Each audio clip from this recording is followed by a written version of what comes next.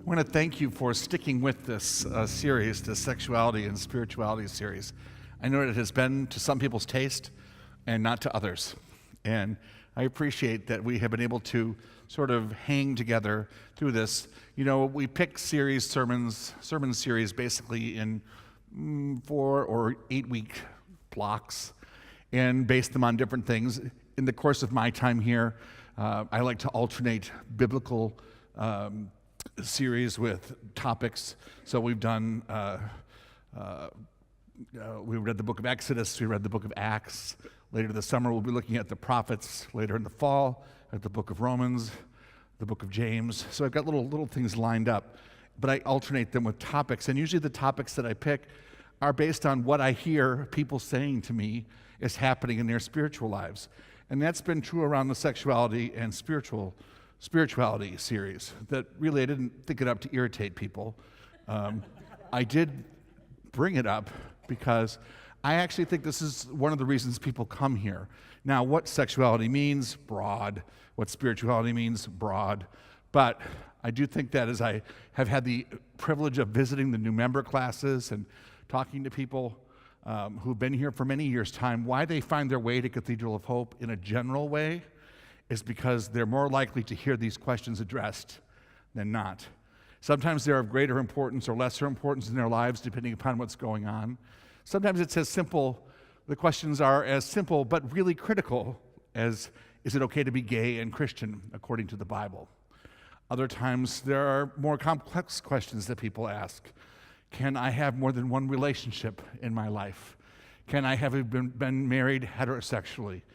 Can I then be married or have committed relationships homosexually? What does it mean to be single and sexual? I mean, these are the questions that people bring up in counseling. And I guess I want to say this one more time. This is not the church that gives you the answers.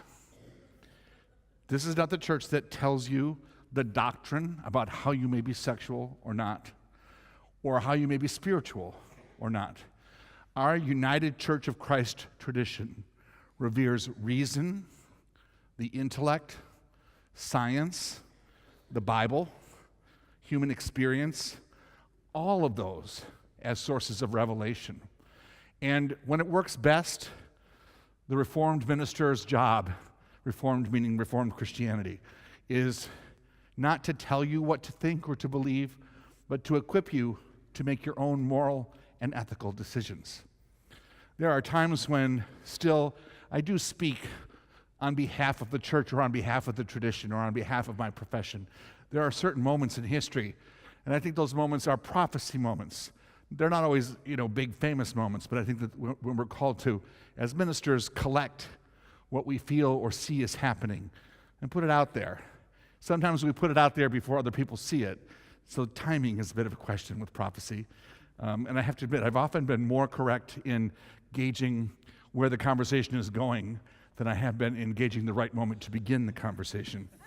This is about people who've known me over the years will tell you this is very consistent. So, usually it's my job in a group to raise something that people say 3 years later, that's a good idea. But when I first bring it up, he's a lunatic. Burn him, he's a witch. I'm not saying that applies entirely even to this topic, but I just want to acknowledge all those things. Remember, in Reformed Christianity, we do not tell you what to believe. You can own your own copy of this book, and you can read it on your own. And I say that having grown up in a church where we owned them, but we didn't read them. And that wasn't bad. We trusted the people to tell us what was in it. And I think by and large, they meant well in what they told us. But it's not the same thing. Being a member of a liberal tradition, a rationalist strand of Christianity means more work. You have to do your own thinking. You have to do your own praying. You have to do your own research and hope that in the place where the human and divine will connect, the conscience, you'll know what to do. And we place a heavy role on conscience in the United Church tradition. We really believe that more than kings and monarchs, more than presidents or governors, more than theologians or other experts, when it comes especially to your spiritual life, your conscience is the thing you should pay the most attention to. A healthy conscience evolves over time. When I was a child, I thought like a child. I thought like a child. I reasoned like a child. When I became an adult, I gave up childish ways. That's Paul's way of acknowledging that our spiritual maturity evolves over time. And an important aspect of Reformed Christianity is this: you can make mistakes. You can be wrong. You can, through trial and error, change your mind. There are no eternal truths, or if they are, they aren't about doctrine. They aren't about policing people's behaviors. They're more about principles, love being foremost. So I want to use that as sort of a way of, as we draw down our Sexuality and Spirituality series, remind us of those things. Alan Dudley is going to be preaching the last one, and we'll have a conversation tonight, but this is sort of a drawing it down gently conversation. And I realized as I looked over what he had talked about in the course of the several weeks, one thing I don't think I had addressed as directly as I wished I had, which is the role of love in sexuality and in spirituality.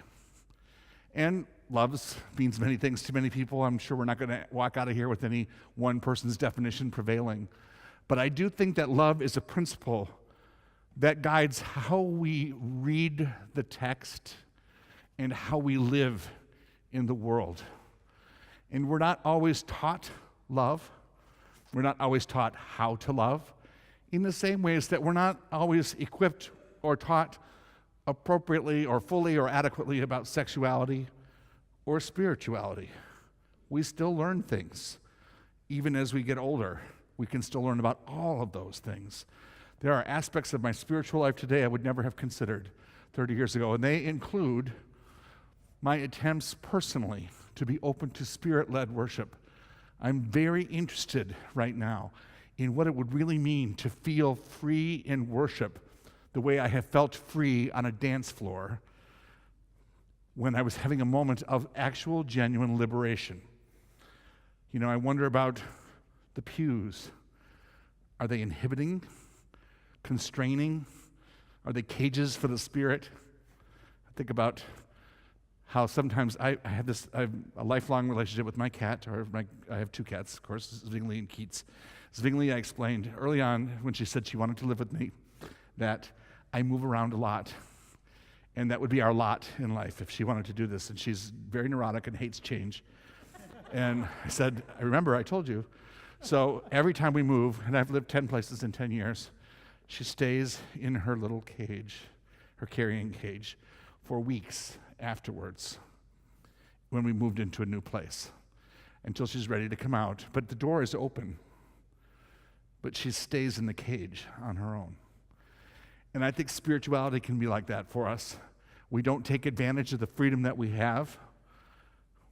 And I think sexuality can be like that too. When Chris had us singing, I want to sing higher, I want to jump higher, I want to sing louder, I want to clap, I realize these are just externals, but they do something in your body when you do them. And I want to have that be true in my spirit, in my sexuality, and in my loving, all those things. Who hasn't been disappointed in any one of those three areas? And yet I cannot allow my disappointments to determine my experience in the present or diminish my potential experiences in the future. So, what I want to talk about is love and sexuality and spirituality. Because I think that the love part is the part that gets the least emphasis when the other two are being addressed. Here's how I was taught religion. We memorized questions and we memorized answers. This is true. And then we were examined as to whether or not we had memorized the answers. And you know what? In later life, I'm grateful that I was taught phrases that I didn't understand as a child, but which have come to be meaningful to me in my later life. I've told you before, Mother of God, pray for our sinners now and at the hour of our death. I don't know what I was thinking as a 4-year-old when I memorized that. Not about the hour of my death. But later in life, boy, that phrase comes to me when I need it most. He cometh to judge the quick and the dead. It's in one of the creeds. I don't know what we were thinking when they told us he cometh to judge the quick and the dead. But you know what? Sometimes I ask myself, today, am I acting more like the quick or the dead? Phrases that don't mean, that's how I was taught religion. But I wasn't taught about how to experience religion. And there were also only certain right answers and certain right questions. You couldn't ask a question that wasn't on the chart of questions. So that's how well-meaning people taught me religion. You probably have different kinds of experiences here, some like that, some very different. Sometimes I envy people who grew up without religious training because I wonder what that must be like to come to it as an adult without certain kinds of baggage or expectations. And then they say to me, what are you doing in church? It makes absolutely no sense to me. And then I think, well, I guess there's merit in all of it. Sexuality. I was not particularly taught all of the science related to sexuality that would have been useful to me as I was maturing. And I bet that that's true for a lot of people here. I know it is true of many women in relation to their own bodies. That the science, what are we afraid of? About how our body works. You know, the deprivation of that information affects us, even though we can overcome it. God gave us our intellects so that we can. There is nothing, I believe, learned in childhood that cannot be unlearned or cannot be relearned or learned differently. I really believe that we can overcome anything. And so those two areas, sexuality, spirituality, I don't know that we were always equipped for the real life situations we face. You know, when I was working as a minister in San Francisco during AIDS, I know you hate when I use that phrase sometimes, but there's a story here. It's just a short example. We were faced at the time with our friends who were dying in a certain trajectory. They were certainly going to die in 2 or 3 weeks. The doctors gave us morphine. They showed us how to use it, and then they left the room. And the point of this is not suicide or murder or any of the inadequate vocabulary we had. We were presented with tools by well-meaning medical people who knew that in a culture of complete consent, absolute consent only, we could alleviate suffering. That's a very hard thing to talk about. It's heavy. I never was taught a thing about it in seminary. Never. Not a thing. And here was a whole community who had been told by religious people, we don't even want you in our churches. And by the way, you're making terrible moral and ethical decisions. We're not always given the tools we need and that we deserve to have. But that doesn't mean we can't learn and do valiant things. And the example I just gave is one where we intuited our way through love to what the right thing to do in every situation, even if we could hardly talk about it years later, and you'll find very little written down about it, or very little of it depicted. A community rallied to provide comfort in spite of conventional moral and ethical rules, or in the absence of them. I think we found our way to the right thing, and it always had to do with love. Can I listen to what my friend is saying without wanting to levy what I want to have happen on this situation? Love gave us the capacity to do something we might not have otherwise been able to do. So here's what I was taught in seminary about sexuality, spirituality, love. In the early 1980s, we had the first class ever at the Pacific School of Religion at the Graduate Theological Union in Berkeley, which is a way of saying the lunatics of the liberal theological world, right? We were already seen as very liberal. we had a class called Sexuality and Ethics. It was the first time anything like that had appeared even in a seminary course catalog. Sexuality.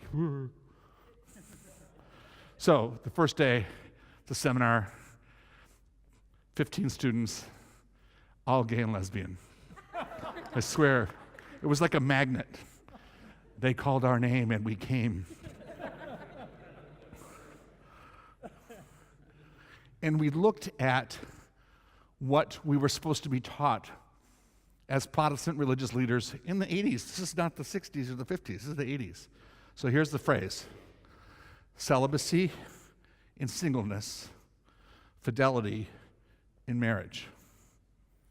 Celibacy in singleness, fidelity in marriage. And as ministers, this is what we were expected to teach. Now, this phrase is considered liberal by many standards, but I'll unpack it for a moment. What does it mean? Celibacy means you don't have sex when you're single. And you can only have sex if you're married. And they didn't think they had to add this at the time, but they made sure we understood it. Marriage was one man and one woman. So that was it. Really, we could have just gone home after the first day. They said celibacy and singleness, fidelity and marriage. That's it. That's all you need to know. And already, it wasn't an entirely truthful statement, because in Protestantism, starting in the 1950s and 60s in the United States, it became acceptable for divorced people to remain as churchgoers.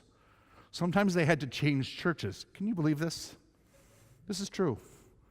And even today in the Catholic Church, you can get divorced, but you can't get remarried. You're still allowed to come, though. That's progress. Like, I mean, it is. If you want to be there, it's progress, right? So already there's been a little erosion in that. And, you know, when people talk about the biblical standard of marriage, they always say one man, one woman. Although, as we know, in the Hebrew Bible, the Old Testament, the standard for marriage is polygamy. Jesus was unmarried, completely anomalously. No first century religious figure is depicted as single. And if Christians must marry, what does it say?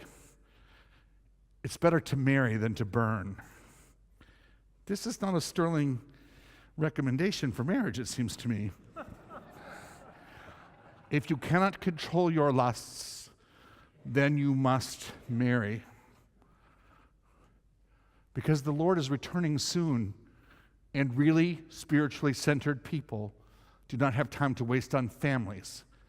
This is the New Testament teaching. I'm not making this up, okay? I know you probably think he's gone over the edge now, but I'm not. Because marriage was an economic arrangement also. Men are people, women are property. That is the only way that this book describes the relationships between men and women. It doesn't mean it isn't a valuable spiritual book. We don't need to throw out the book. But we need to look at what it said then and ask ourselves, what does it mean now? And I think that celibacy and singleness and fidelity in marriage is an inadequate approach to sexuality and spirituality. And furthermore, it ought never to be legislated as social policy or law. And that is what we see happening this week. A few examples that just, Reverend Frank Schaeffer, who preached here earlier this year, the Methodist minister, has an appeal in the Methodist Church. They're considering whether or not to, as he says, refrock him because he conducted this marriage ceremony for his gay son. Get with the program, people. I want to say to the Methodist Church, are you kidding me? Are you kidding me? Really?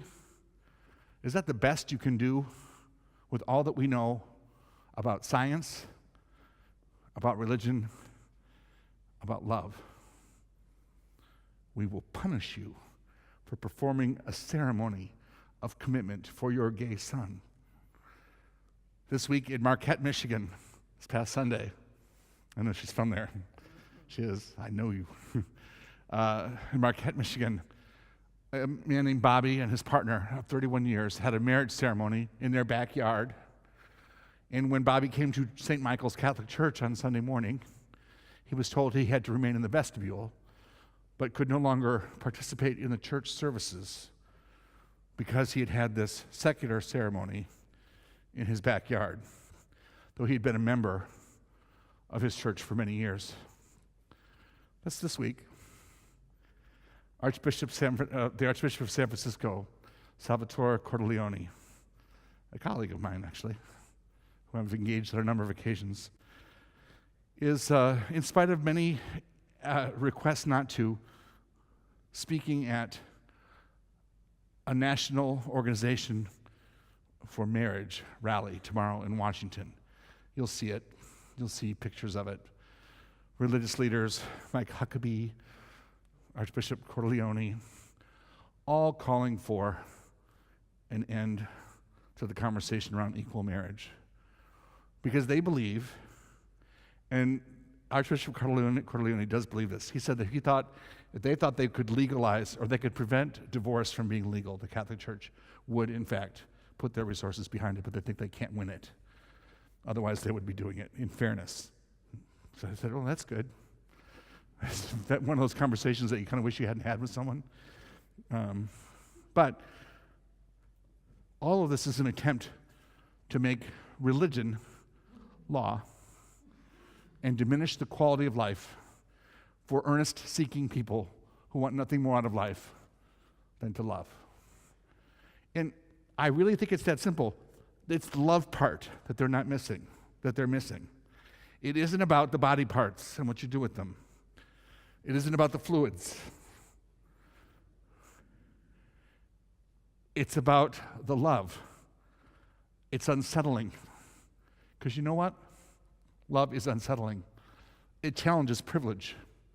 It challenges structures of oppression. If you give yourself to love, you will be different. Even if you are hurt in love, you will be different and likely not regret it later. At some point, eventually. Our Bible contains beautiful love stories. In the book of 1 Samuel, chapter 18, David, king of Israel, who is described a few chapters earlier by Samuel as handsome and ruddy and having beautiful eyes.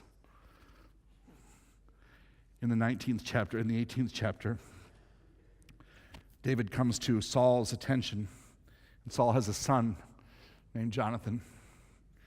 When David had finished speaking to Saul, the soul of Jonathan was bound to the soul of David.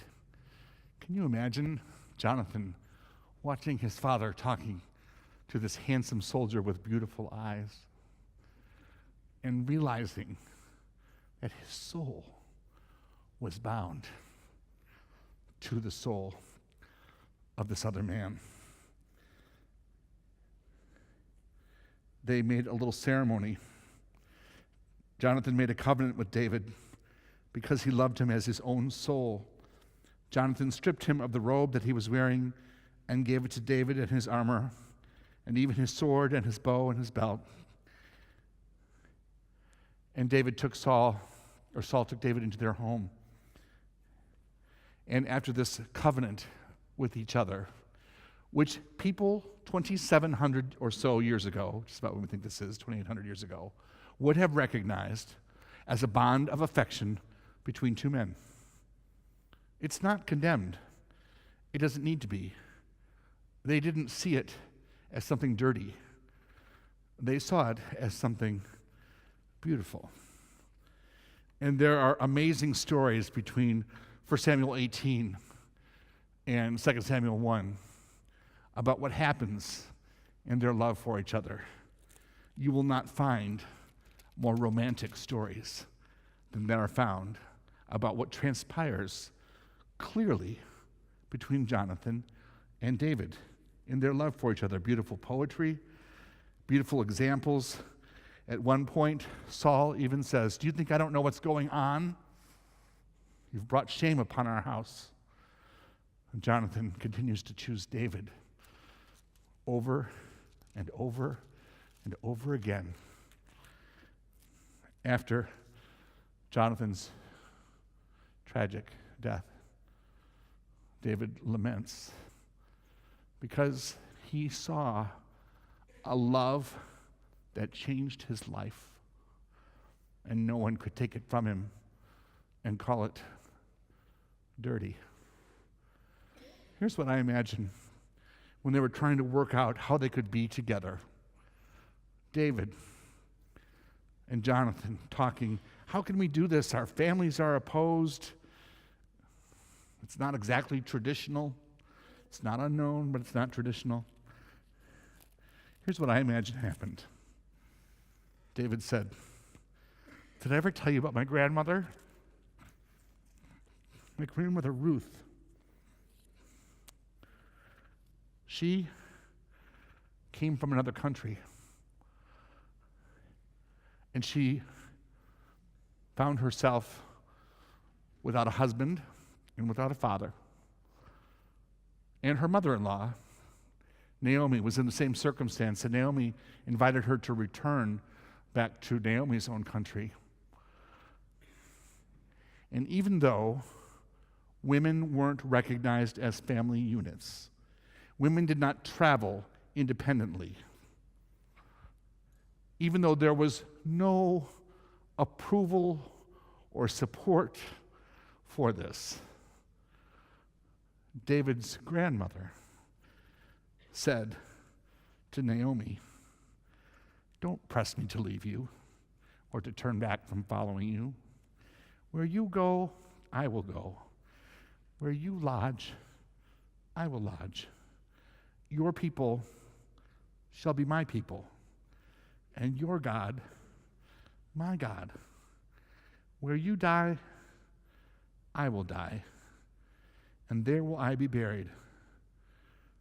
May God punish me if anything less than this takes place between us, if anything other than death tries to part us." Was this a sexual relationship? We'll never know. In the whole Hebrew Bible, lesbianism is not condemned because it's seen as a property crime. It's the truth. There are rabbinical writings about lesbianism. It says if a woman is found to be having a sexual relationship with another woman, she's ineligible to marry a rabbi. Oh no. That's what my Jewish lesbian friends always say to me. Oh no. Never wanted to marry a rabbi. We don't know because the book, Patriarchal Bias, cloaks the truth from us. But I know love when I hear love. And when I hear Ruth and Naomi's vows to each other, that's love. David and Jonathan's vows, those are love. And I want to urge us, when we think about sexuality, spirituality, rules, doctrines, dogmas, to think beyond simple slogans like celibacy and singleness and fidelity in marriage, and start first with this. What does love call me to? Love bears all things, believes all things, hopes all things, endures all things. Love never ends. Amen.